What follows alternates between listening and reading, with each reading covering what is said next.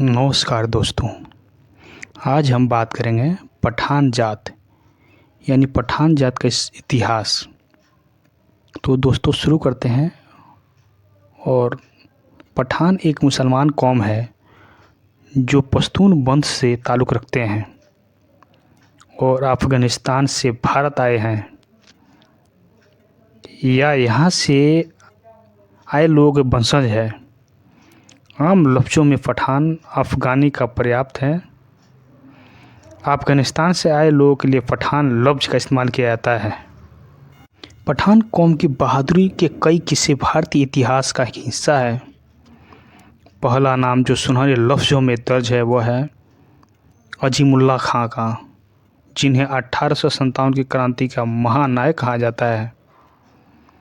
आज हम पठानों के भारतीय इतिहास पर नज़र डालते हैं। पठान एक मुसलमान कौम है जो पश्तू वंश से ताल्लुक़ रखते हैं और अफ़गानिस्तान से भारत आए हैं या यहाँ से लोगों के वंशज हैं। आम लफ्ज़ों में पठान अफ़गानों का पर्याय है। अफ़गानिस्तान से आए लोगों के लिए पठान लफ्ज़ का इस्तेमाल किया जाता है। ये अफ़गानिस्तान और पाकिस्तान के उत्तर पश्चिमी इलाकों में रहने वाले कौम है। ये लोग पश्तो या फ़ारसी भाषा बोलते हैं। हालांकि ये लोग अपने आप को तुर्क भी बताते हैं। मेन चीज़ है कि पठान शब्द का वास्तविक अर्थ क्या है। मुस्लिम अलीगढ़ यूनिवर्सिटी इतिहास के प्रोफेसर सैयद अली नदीम रिजवी ने बताया कि पठान दरअसल पट्ठों से निकला हुआ लफ्ज़ है। बहादुरों के लिए पट्ठों लफ्ज़ का इस्तेमाल किया जाता है। इसी से पठान लफ्ज़ की शुरुआत हुई है। ये आमतौर साफ़ और सुर्ख रंग के बड़े कद वाले और काठी के लोग होते हैं। मुस्लिम शासन काल में ये लोग सबसे पहले पटना से आबाद हुए। इसी वजह से इन्हें पठान कहा गया है। ऐसा मानना है कि प्रसिद्ध इतिहासकार फरिश्ता को जो पूरी तरह से स्वीकार नहीं है। ऐतिहासिक रूप से पठानों को उग्र सेनानियों के रूप में जाना जाता है। फिल्मों से लेकर साहित्य तक पठानों की जाबाजी के किस्से भरे पड़े हैं। उन पर भरोसा करें तो पठान एक बहादुर, स्वाभिमानी, निडर, रूढ़िवादी और पैदाशी जंगूस कौम है। पश्तून इतिहास 5000 साल से भी पुराना है और यह अलिखित तरीके से पीढ़ी दर पीढ़ी चली आ रही है।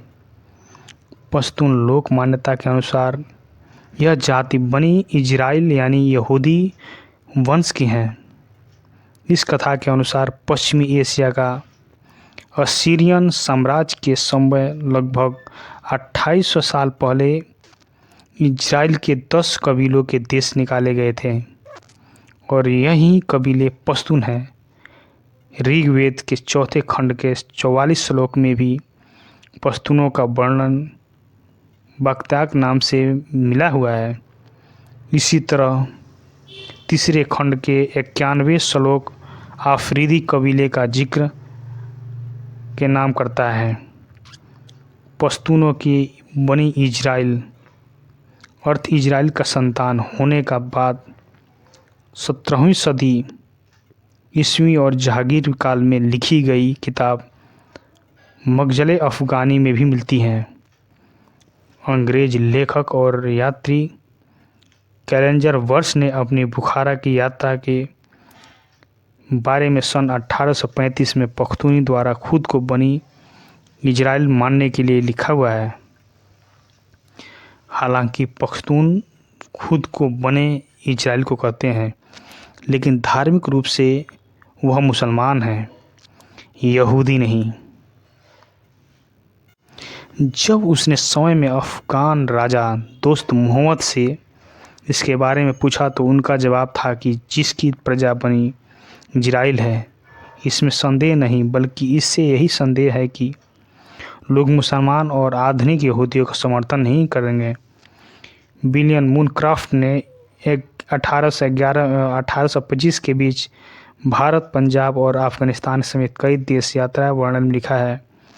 पश्तूनों का रंग, नाक, नक्श, शरीर आदि सभी यहूदियों जैसा है। जेवी फ्रेजर अपनी 1834 फारस अफगानिस्तान के ऐतिहासिक और वर्णनकार नामक किताब में कहा कि पश्तून खुद को बनी इजराइल मानते हैं और इस्लाम अपने को सबसे पहले उन्होंने अपनी धार्मिक शुद्धता का बरकरार रखा हुआ है। जोसेफ 1858 में अफगानिस्तान इतिहास के बारे में लिखा है कि किताब का वह पख्तूनों बेनी इजराइल मानने पर उस समय मजबूर हो गया। उसे यह जानकारी मिली कि नादिर शाह भारत विजय से पहले पेशावर से गुजरा तो यूसुफई कबीले के प्रधान इसे इब्रानी भाषा में लिखी हुई बाइबिल का प्राचीन उपासना में उपयोग किए जाने लगे। इन्हें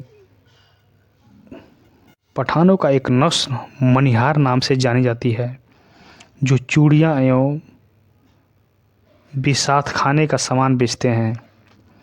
अफगानिस्तान से भारत जाया करते थे। धीरे धीरे वह मुग़ल काल में ये तोपखाने में भर्ती किए गए। इनकी वीरता से खुश होकर बादशाहों ने इन्हें जमींदार तालुकदार बनाया और अपने नाम के आगे मिर्ज़ा बेग आदि लगाने लगे। पश्तून लोक मान्यता के अनुसार सारे पश्तून 4 गुटों में विभाजित है: सरवानी या सरवाना, वैतानी, करगश्त और करलानी खरलानी। मौखिक परंपरा के अनुसार यह कैस अब्दुल रशीद, जो समस्त पख्तूनों को मूल पिता के माने जाते हैं, उनके 4 बेटे के नाम से 4 कबीले बने थे। इन गुटों के सबसे पहले कबीले उप कबीले आते हैं। माना जाता है कि कुल मिलाकर पश्तूनों के 3500 से 4000 कबीले उप कबीले हैं। इतिहास में एक विवादित विषय बनी हुई है। पश्तूनों की लोक सामान्यता के अनुसार यह समुदाय इजराइल के उन 10 कबीलों का वंशज है जिन्हें लगभग 2800 साल पहले असीरियाई साम्राज्य के काल में देश से निकाला गया था। जॉर्ज मुर्रे द्वारा इस्राएल की 10 खोई हुई जातियों के बारे में जो शोधपत्र 1861 में प्रकाशित है, उसमें भी उसने स्पष्ट लिखा है कि बनी इजराइल की 10 खोई हुई जातियों को अफ़गानिस्तान, भारत या अन्य हिस्सों में खोजा जा सकता है। वह लिखित है कि उनके अफ़गानिस्तान में होने का पर्याप्त सबूत मिलते हैं। वह लिखते हैं कि पख्तू और सभ्यता संस्कृति उनका उस लोक आदि का नामकरण है।